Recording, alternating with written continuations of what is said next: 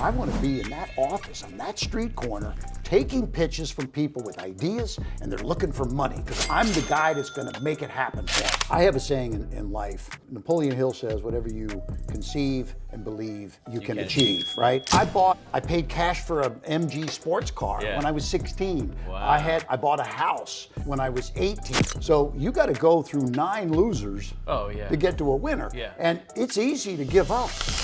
Boom, boom, boom, boom, boom. 40 minutes later, he has $2,200. He said, wow.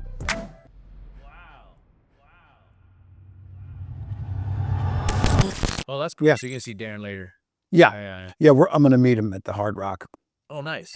We had good spot for dinner. Council. We go to Council Oak, and I never know if it's his girlfriend or what, but Lisa, do you know Lisa, the popcorn girl? Cute girl. She came to the conference. I think they're dating, aren't they? Yeah. I think so. I think they met there. Yeah, at Hard Rock. Yeah. At the conference. Oh, at the conference, yeah. Now, my wife, she's doing her hair and nails and all that tonight, so she's not even going to make it. But we usually light gambling, a couple, Nice. we'll What do play. you play, poker? I play blackjack, and if I'm with friends, just looking to have some fun and not worry, because some people don't like to play blackjack. Yeah. I'll play roulette, and just I have a little system that I use. I took a buddy to gamble. He's not a gambler, and he's like, "Look," I said, "Look, don't bet too much money." We went and played roulette, right? I have a certain system and numbers. So he said, I'm going to put $50 in. This is last week in Vegas at the Wynn. So he puts 50 in. There's number. Boom, boom, boom, boom, boom. 40 minutes later, he has $2,200. He said, take me anytime you want. We were hitting, with roulette, it's hitting numbers, So, Well, I'm learning how to play poker and blackjack. So when I get good enough, okay, I'll come out there with a scenic. Poker is the challenge with poker. You're playing against guys that really know in many cases, right? If I sit down at a table, I'll play, but you're dealing with pros in some of those cases. Blackjack, it's you and the dealer. And roulette, it's just kind of, it's the luck of the numbers, but I like to spread around certain numbers and, so make it a little more interesting. But you go to Vegas much, or you have conferences there? Or? I haven't been. I got a conference I got coming up next year. But I've just in Vegas. Yeah. But honestly, man, I've just been here, Columbia. Oh, wow. Office in DC. You're so focused. That's laser focused. Outside of the conference that we finished. Finished a huge conference. Do you want me to ask you some stuff too? So we're both kind of doing a little. We're both engaged here a little bit. Yeah. So I think the thing I wanted to ask you, I was thinking about yesterday on the flight here, was a lot of people, they ask and they say to successful people, hey, did you always think that you were going to get here? Yeah. Right. And when I watch a lot of documentaries about successful people, yeah, they typically have a very crystal clear image of what it was that they wanted to do in life. Right. And you hear about it all the time. Like I was watching a documentary last night about this singer Dua Lipa.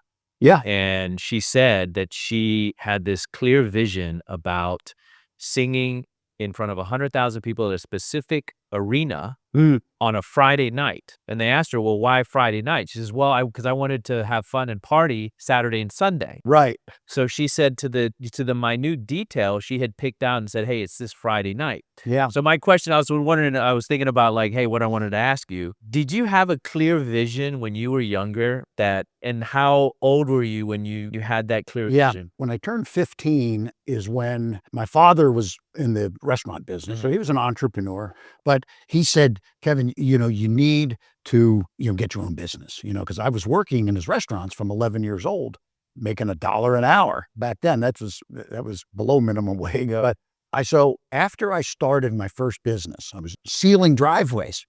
I was making $1,000 a week at the age of 15. And this is back 3 years ago. I mean, I paid cash for a MG sports car when I was 16. Wow. I bought a house when I was 18, and I dropped out of college, because I had, businesses and success. But I remember I said, this is all very labor oriented. I'm making money. I know how to make money. I'm an entrepreneur. I'm going to be, and I was in Cincinnati, Ohio. I knew the corner of the building on the corner of 6th and Vine. I said, I'm going to have an office in that building, and people are going to come in and they're going to pitch me their ideas. They're going to pitch me looking for money. This is Really? 50 some years ago almost. Yeah, I was 18 years old.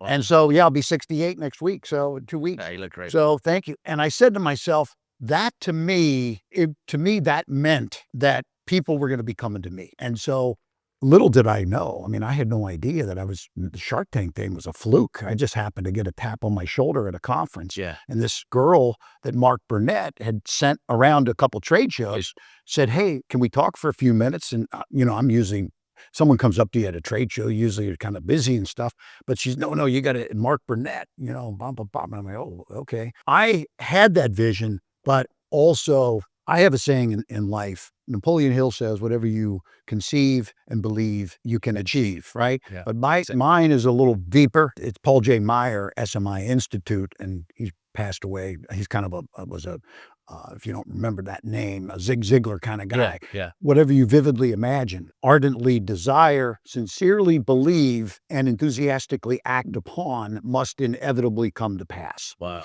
And what people envision it, oh yeah, I want to be a big success and do this and that. They vividly imagine it. They desire it. Sometimes they even believe it. Yeah. But they don't enthusiastically act upon it. Right. Because they expect, oh, it's just going to happen, and then it's not going to inevitably come to pass if you don't enthusiastically act upon it. That step is putting a business plan together and planning. You can't just wait for it to happen. So then, you're approaching this stuff. So I think a lot of entrepreneurs today, in my opinion, they just give up so quickly. Right? Yes. Which is part of that enthusiasticness. Like they just don't think with how many years of grinding. And sometimes you get lucky and you get success pretty early. But in my opinion, I've been grinding for a long time. Oh yeah. I've been grinding for 40. You still grind. Well, you don't have to grind anymore, but you got that hustle mentality. I enjoy it. I mean, I was listening to Kiss, Gene Simmons. Yeah. And someone said to him, hey, success for you, is it being able to kind of, hit the nail on the head? He said, is that when you have success, Gene? He said, no. He said, hitting the nail on the head, that's easy. He says, you do it again and again and again and again and again. And he does that 10 more times. Yeah. And he says, and after you do this 25 times or whatever, then you have success. Yeah. And so I'll say this, in the early days of infomercials, it's a business that's actually successful. Right. I mean, so you got to go through 9 losers to get to a winner. Yeah. And it's easy to give up along the way. Also, it's easy to run out of money. And most people run out of money. Okay. So the good news is when I started, I was 1 for 1 because I knew what I wanted to do was the most unbelievable thing happened for me when I got into infomercials. Yeah. In 1980, I was 24 years old. I was a business broker selling pizza parlors, delicatessens, flower shops, you name it. But the reason... How did you go from sealing concrete? That's what I find so interesting about you. How do you go from sealing concrete, now you're a business broker? Yes. So I was sealing concrete, Yeah. doing 10 jobs a week. And then I got to my senior year in high school, because I started that when I was a freshman. By the senior year, my dad said, hey, you're the 4th of 6 and the bar business is tough. You got to pay your own way through college. Yeah. Tuition and books and rent. Did you want to go to college? Yeah. Or you were like... I'm one of 6 kids. Yeah. My oldest sister graduated summa cum laude and had a sorority gig. My brother graduated and he was corporate. My other sister, school teachers. And then I come along. So you felt the pressure. I'm the driveway ceiling guy. Yeah. My mom's like, hey, don't get too used to Make that. more money. You're going to be a doctor. Okay. I'm like, well, my older sister married a doctor. The next older sister married a lawyer. I said, Mom, we got both of that covered in the family. I can be the entrepreneur. So I now am a senior in high school. My dad said, you're going to need, maybe 10 grand to get through college. So for the first year, I said, I got to start something that's not a summer business, which was what sealing driveways, summertime only. So I said, what's year round? Heating and air conditioning. So I started a heating and air conditioning, contracting, installation business. 18 years old, a kid, could not get a distribution deal from I went to Carrier, I went to Bryant, Yeah. they made me buy from another dealer at first. But what I had lead generation. I went to the courthouse and got every new homeowner transaction. If you just bought a house, you got a phone Who call. gave you that idea? I just said, what's the best customer to get? Someone who just bought a Well, see, that's an important point, right? Because you asked the right question. Yes, And a lot of people today don't ask the right question, there you go. right? You're like, okay, how do I do this? Which everyone else is not, they're not thinking with asking the right question. You know, so there's a buddy of mine I went to school with. His father had been in the business for 30 years at Crane Heating and Air Conditioning. They did $800,000 a year in business, had a nice company. I started, but I had leads. While I was in school, we called the people that just bought a house. Hey, congratulations. By the way, that furnace can be a dangerous appliance. We have a welcome gift to the neighborhood. We're going to come out. We're going to show you how to work it and clean it absolutely free. That was happening all day long. And then at the end of the day, I'd finish school. I'd get to the office. Oh, okay. Mrs. Smith, she wants a bid on a new furnace. She's got an old gravity furnace. Mr. Jones, he wants central air conditioning. Just bought the house, got good credit. That was the other thing. If you just bought a house, you're likely going to be looking to do some stuff around that house. Yeah. If you didn't have central air and it's going to be 90. So you were just adding a lot of value very early on. I had a lot of, I'm telling you, my buddy could not believe it. We went from $0 to $1 million our first year. Had 25 employees and 6 trucks going out every day. I'm 18, 19 years old. And so Wow. I get to a class, 800 kids. Yeah. I could barely see the front of the room. Yeah. And there's a video playing and it says, sorry, I can't be here today. I'm your teacher. See you in a week. I said, if the teacher's not going to show up, Well, I'm not going to. yeah. I dropped out. I had a 3.85 average. I graduated in high school second out of 200 kids. So I wasn't stupid. Yeah. And in all honesty, was never told what my IQ is. It's not extremely You high. ever done an IQ test? I've done it. I don't want to know, but I know I'm the hardest working son of a gun. Yeah. Beyond that IQ, if work could be smart work and entrepreneurship could be included in that, Yeah. like the EQ, it'll go off the charts. Yeah. But IQ, you don't have to be that smart if you ask, like you said, the right Questions. questions. So here, I forget where we were now in our questions and answers, but Well, no, you're talking about, how it went from ceiling concrete to now you're a broker. so what happened is the AC thing, I got a phone call from a friend that we were putting a furnace in for. Woman said, please come over, Kevin. I said, okay, what's the problem? She said, you just have to see what's going on here at the house. I get there. My installer is asleep, snoring upside the furnace with a bottle of Jim Beam open, half empty. I'm like, I got it. I mean, that's it, okay? I couldn't hire installers. Yeah. I was selling more than I could install, and then the installations, we had a lot of jack-leg guys, duct taping over this, and I didn't know it, but, Yeah. because Yeah. you run an ad for an installer, nobody would answer. So, anyway, I sold the company to one of my installers who Yeah. was good. He Yeah. said, Kevin, you got to get out of this business Yeah. because you can do so well doing something else. Right. And then, so I sold the business. I hired a business broker, and I'm sitting there. He had 200 businesses for sale. And what did he have? The books and records of every single one of them, the leases, the percentages, the food costs. If you're a restaurant, Yeah. I said, I dropped out of college. Yeah. Here's my college education. I want to do this until I find out what I want to do with the rest of my life. Right. This is going to transition me from college dropout kid that sold a business and has got cash in his pocket to seeing what trends are coming in the industry. So here I was, I bought a house, ordered cable television, and cable TV in 1980 was 30 channels. I remember that. Okay? Yeah. It wasn't, Yeah. today you have 500, Yeah. right? Yeah. So I go home first day and I'm all excited. I'm going through the cable box, CNN, 24 hours of news, HBO movies, MTV music, ESPN sports. I get to the last channel and it was bars on the screen. It was Discovery. So I called the cable company. I said, I'll tell you, I love this cable lineup, but the last channel, there's some technical problem. It's not coming through. Yeah. They said, no, it's nothing technical. Discovery's an 18-hour-a-day channel. 6 hours is just going to be those bars. And this is 1980. And I said, let me put something on there because and so I went down and met with them, and they had the Warner cable, and they had launched in Cincinnati, and they made me a deal. And I'll tell you the most unbelievable thing. I said to them, okay, I want to take 30 minutes and produce it. And they had a studio. And they also the government had said, look, you're supposed, as a cable company, you got to provide one channel that's local access to just local companies and local entrepreneurs at the lowest price anywhere. So then how did you what happened? You said, oh, I'm going to use this. I'm going to sell stuff. So the very first thing. And so this is what I find fascinating. Yeah. Because nobody really gets into this type of detail. Like, well, hold on. So you see an opportunity. You're like, oh, we could use that time. And then you went from that to selling. This is what the first thing I said to myself, that, because I was a business broker and I was running ads in BizOp Classified. Own your own business. You were running ads. I'm running ads in BizOp Classified. So I took that budget and put it towards television. So get this.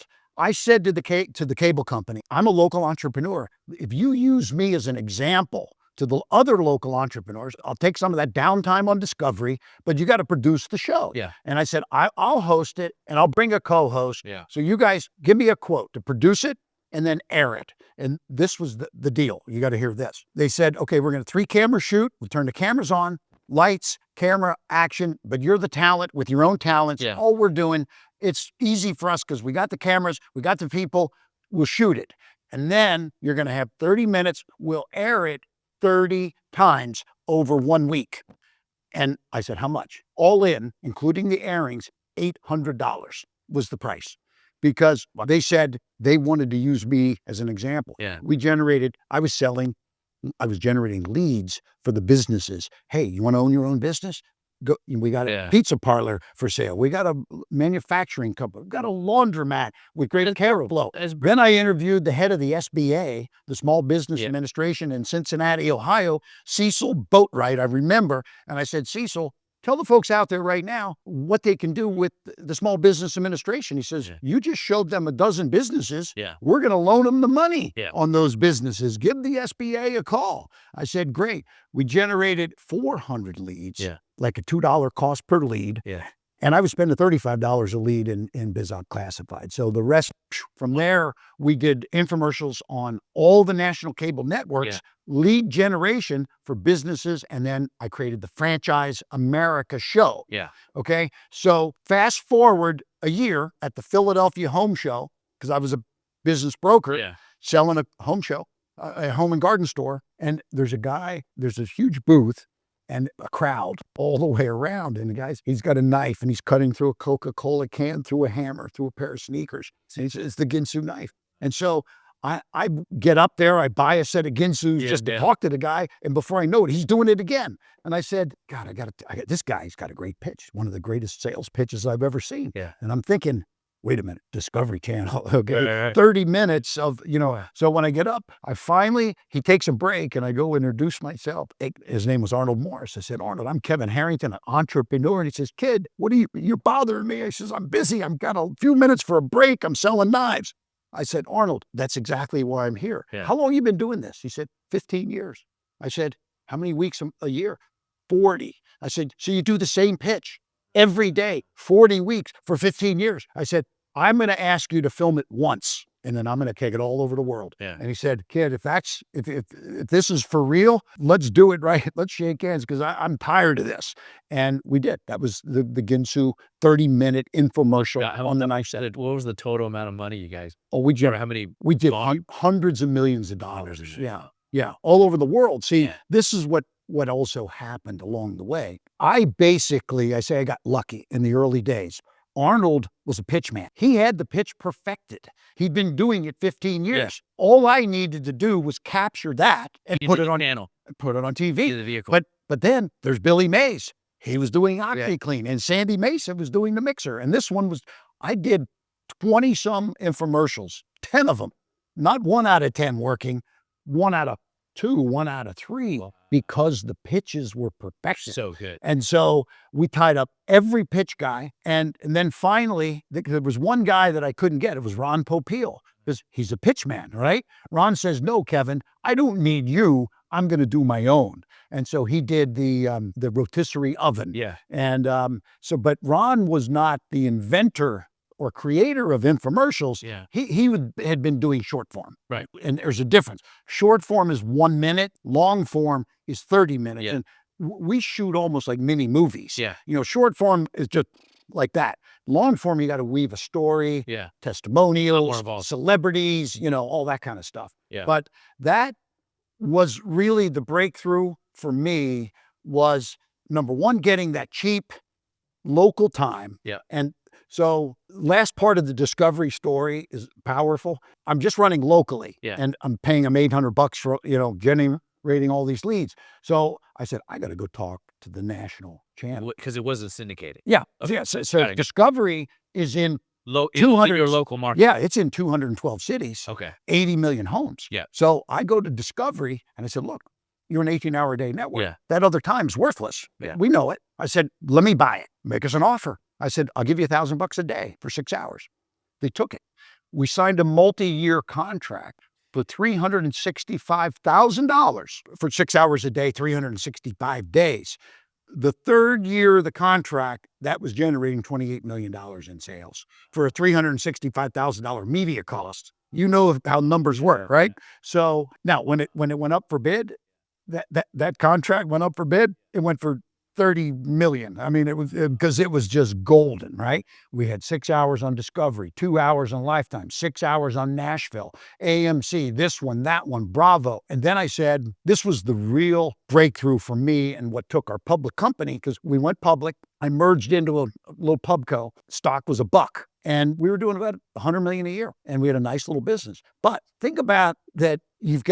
I had 100 infomercials. I produced them all. So I had talent, I had production costs, I had tooling, I had manufacturing, I had inventory, all of them in one language. And the winners had gone up and then gone down, just like a movie. Yeah. It goes up and then it goes down. But what does a movie do? They go international. So I said, hey, I wonder if I could take these around the world. Yeah. Yeah. I went to England, and Sky Channel was Rupert Murdoch, and W.H. Smith Television was another. I cut a deal with both of those guys. We went 24 hours a day on the different channels. Yeah. This is 1990 that we launched that. Yeah. Now, get this. I thought we're running 24 hours a day, and I'm running all my infomercials in English. Yeah.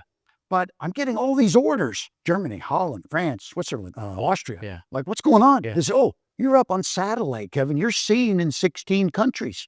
I said, well, how do we capitalize on that? Oh, you can lease audio tracks, because the German people, they're not going to listen to your English program. Yeah. But if you have a voice track that's German and a voice track that's French and a voice track, you can have 8 voice tracks that the local people know how to pull it down on their cable box. Yeah. So now our sales quadrupled, because we now put fulfillment centers and phone centers in 16 countries across Europe. And then, so that was our European launch. Then we went to Saudi Arabia for the Arabic market. They had Arab radio television, was 20 countries of Arabic TV. Right. We picked up, they had 5 channels. They went dark at midnight, came back on at 6 a.m. So we had 30 hours a day in the Arabic markets. Did the same thing in Asia, Latin America. And we went from 100 million to 500 million in sales. And that public company, also stock went from $1 to $20 a share. So that was my first take a few chips off the table. That was in the mid 90s. And I had millions of shares. The stock was trading at, $20-some a share, and, second largest shareholder of the company. So it was a nice position to be in. Everyone always says, oh, if you had millions of shares and it hit X, that's how much you made. Yeah. No, you don't wait till the last, you never sell out at the highest moment, right? But I did very well. So I get back to that original discussion that we were having, is that whatever you vividly imagine, ardently desire, sincerely believe, and enthusiastically act upon must inevitably come to pass. Yeah. And anybody listening can do this if they just get their mind set the right way. Do you think it's harder or easier for today's entrepreneur out there? I think it's much easier. Why? Because when I was a kid, first of all, people say, what were you were doing driveway sealing, you were doing air conditioning. It's like this labor-oriented stuff. We didn't have the internet. We didn't have any of this kind of opportunities that exist. If somebody came up with an idea back then, they had to get financing, and you go to your bank and they're only going to loan you money if you got money in the bank. I'll never forget, even today, I went for They'll give you money when you, back in the 80s, I went into my bank. My father-in-law said, just go to the banker and ask him for a line of credit. So I had $1 million. Oh, yeah, no problem. But what's the security that you're going to give us to secure that? Yeah. So anyway, I believe people with ideas have the ability to go global right now. Yes. I mean, I'm talking to kids that are starting $10 million businesses. Now, I thought $1 million business was great back in the day, and maybe in relative terms it was, but today there's so much power with the social media networks, the influencers, I think there's great opportunity for entrepreneurs today. What do you think they need to focus on, in your opinion? If you're giving advice to the 22-year-old that's watching this video right now, So what's because today's world, they get dispersed very easily. And they're doing a million things here and there. I'll say this, Vic. I mean, I've been through this quite a bit. The too many people, and I had this problem myself. I had entrepreneurial ego. Hey, I could do it. I'm knocking on doors and closing deals and making money.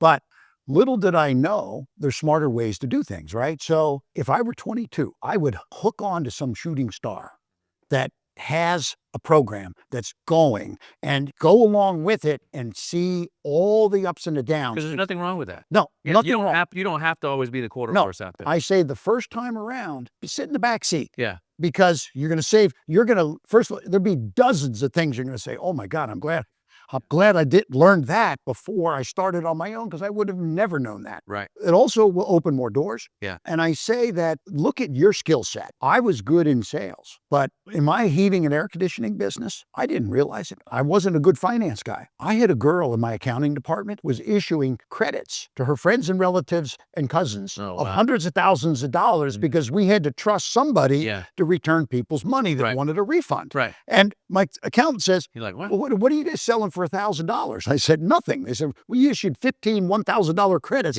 last month. Okay. I'm like, whoa. Surround yourself with, and if you're going to start something new at 22, get yourself a board of advisors. I mean, you probably would help out certain people. I love joining high-level boards. Yeah. I mean, for example, this is one of the things that I say to people. They can trade their brand for equity, right? And they may not have a brand yet, but they may be able to get some equity if they've got a skill set, right? If you're think about the top-notch digital marketers. They've got a skill set. They may be able to get some equity, right? So, like I got asked to join, Bo Jackson, the football player, baseball, one of the greatest athletes. When you join a board, and I joined his advisory board, sitting next to me on this board was Mark Davis. Oh, Mark Davis owns the Raiders, right? And because Bo played for the Raiders. So I'm like, hey, Mark, hey, Kev, I got another company you should take a look at, So all of a sudden, and then Larry Wirt is the president of NBC, and he's on the board. Yeah. And he's like, Kev, we got to do some media deals. So all of a sudden, I joined one advisory board, and I've got 3 more deals. And so for the entrepreneur that's 22 years old thinking about starting, don't worry about the 3 more deals. Yeah. But worry about getting some gray hairs in the business with you that can give you some good advice, because you're going to need it in today's. You can go fast growth, but you also, if you don't watch it, I had a deal. I had a couple of young guys came to me and they were running real fast. And they showed me how all the money they were making. So we put a bunch of money in, and all of a sudden, they were getting 30% of it back, returns. Wow. Defective. Yeah. I'm like, guys, you don't know how to run your goddamn business. Right. What you've got me to invest, and you're shipping a bogus product. Right. This is bullcrap. You got to know when to hold them, know when to fold them also. But if you have good intentions, you get yourself a really cool advisory board. And I'll tell you, if you don't ask, you won't get. So You know what I mean? yeah, it's better to be just told no. Yeah. I mean, Usually when you ask people that are very successful, they want to help. if there's any kind of connection, I just started a nonprofit. My Harrington Foundation is 501c3, and I've a venture. I say venture, it's an investment in junior achievement here in Tampa. Mhm. We have 25,000 kids are going to go through a Kevin Harrington mentorship that's program at Junior Achievement that we're launching here in October. Oh, So, and that's another, I'm putting an advisory board together for my foundation, And one of the people that's accepted is General Chip Deal, who ran McGill Air Force Base for a number of years. So, if you have your own advisory situations, get the best that you can get. And by the way, General Deal, he knows all the executives in Tampa because being at McGill, the Yankees and the this and the that. So there's one of the most connected guys in all of Tampa, by the way. If you're getting started, surround yourself with a couple of experts that won't let you fall down and go out of business. Makes sense. One last question I got, because I know we're running out of time, is how important is your brand these days for an entrepreneur? I think it's vital. And, it's funny because I've been in the Ascena TV business for many, many years, and I sold AscenaTV.com, Ascena TV Inc. 12 years ago. And I got invited to go sit with Richard Branson, who I thought, we were talking, he's like, Have you mentioned you I love all was it on Necker Island? Yeah. He's like, I love all those infomercials, that Tony Little guy on the Gazelle and George Foreman, Jack LaLanne. And I said, thank you. He says, but man, you really screwed up. And I'm like, Richard, what are you doing? I said, you just complimented me and you stabbed me in the back. He says, no, he said, when you go to a trade show with Tony Little, the fitness guy, and you walk down the aisle, what happens? Everybody goes to who? Tony Little, right? And by the way, is that where all the new products are going? Absolutely, because Tony's like, Kev, I got to show you some new things, right? But I'm the guy that financed it to the tune of, we probably invested between $5 and $8 million in that product at one time. So inventory alone, I mean, it's crazy. So the bottom line is, Richard said, you never built your brand, Kevin. Go build your brand. Go write a book. Go do some content. Do stuff like I do, Richard Branson, flying around in hot air balloons. He's building his brand. Building his brand. And this is what happened. And remember, I was sitting when I was 18 years old in Cincinnati, Ohio, thinking, I want to be in that office on that street corner, taking pitches from people with ideas, and they're looking for money because I'm the guy that's going to make it happen for them. And guess what? I got a tap on my shoulder because I had started to build my brand. Yeah. And it was a girl working for Mark Burnett that said, Mark Burnett wants to put you on Shark Tank. Yeah. Okay. Because I said, I'm going to build my brand. And that's what happened. So I think it took me a long time to complete my vision when I was 18 years old, but it finally did come to fruition. And it's been an awesome experience being involved. I mean, Shark Tank is one of the greatest brands in the world. It won an Emmy in business. It won an Emmy. Yeah, it's won several Emmys. I've won an Emmy outside of Shark Tank also, but that's pretty cool. So, but it's 15 years on the air in 100 countries now, and it's a very powerful brand. So it's been a great run to be involved in Shark Tank. That's awesome, man. Thank you, buddy. Yeah, absolutely, man. Appreciate you having you on. This guy is amazing. Maybe just give them where they can follow you on Instagram. Hey, the real Kevin Harrington, and you can start on my website too, Kevin Harrington. I'm old school. I was at kevinharrington.tv. And hey, it's been a lot of fun. And Vic, anytime we can share some stories with the folks that are out there listening, would love to hang out again. Yeah, absolutely, man. Okay. I got some of my senior team want to take some. They're huge fans of yours. I want to take some pictures with you. Yeah. So. Okay, cool. All right.